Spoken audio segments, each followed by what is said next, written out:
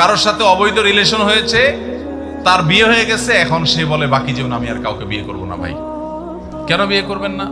বলে না অমুকরে ভালোবাসছিলাম, এখন সে তো আরেক জায়গায় বিয়ে বসে গেছে, যেহেতু সে বেইমানিই করলো আমি আর বিয়েই করব না। আমি বলি কপাল পোড়া, তোমার 4 বিয়ে করা উচিত একসাথে। তুমি এতদিন ভুল জায়গায় অজায়গায় ঘুরছিলা, এটা প্রমাণ হয়েছে। এই জন্য 2 টাকা সেজদায় শুকর, 2টা সেজদায় শুকর দেওয়া উচিত যে আল্লাহ তোমার শুকরিয়া, এতদিন যারে মনে করছিলাম তার সাথে ঘর সংসার করব, বিয়ে শাদী করব, এ তো আজ তো বেঈমান। এই বেঈমানের পিছনে এতদিন ঘুরছিলাম, আমি তো এখন হুঁশ ফিরে আসছে। আল্লাহ তুমি আমার সময় মতো ফিরাইছো। বিয়ে করার 3 বছর পর যদি বাগা দিতে বেড়ি তখন কি হইতো?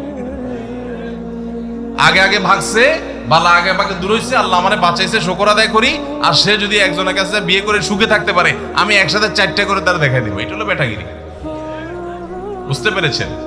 কাপুরুষের মতো আপনি বলতেছেন না আমি বাকি জন বিয়ে করবো, আমি মরে যাবো, জ্বলে যাবো, শেষ হয়ে যাবো, আমাকে বাঁচাতে পারবে না কেউ। মানে কি ভাইরা আমার? এই জন্য আমি সবসময় বলি, বিয়ে করে বীর পুরুষ আর প্রেম করে কাপুরুষ। প্রেম হয় চিপা চাপায়, বিয়ে হয় খুল্লম খোলা। বিয়ে করতে বেটাগিরি লাগে, প্রেম করতে বেটাগিরি লাগে না। বিয়ে করতে মোহর দেওয়া লাগে, প্রেম করতে শুধুমাত্র চীনা বাদাম খাওয়াইলে চলে। তাহলে এটা 2 নম্বর পথ, আর ওইটা 1 নম্বর পথ। 2 নম্বরে যাবেন না 1 নম্বরে আসবেন? ভাইরা আমার, বেশিরভাগ তরুণরা আমরা এই অপরাধে লিপ্ত। আল্লাহ আমাদেরকে হারাম থেকে বেঁচে থাকার তৌফিক দান করুন।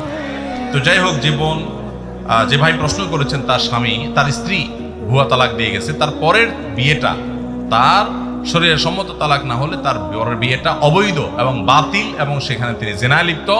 এই অবস্থা এই ভদ্রলোক অন্য কোথাও বিয়ে করতে পারেন। আবার তার স্ত্রীকে তিনি যদি ফিরে আনার উদ্যোগ নিতে চান এবং সে তওবা করে ফিরে আসতে চায়, সেটাও তিনি চাইলে করতে পারেন।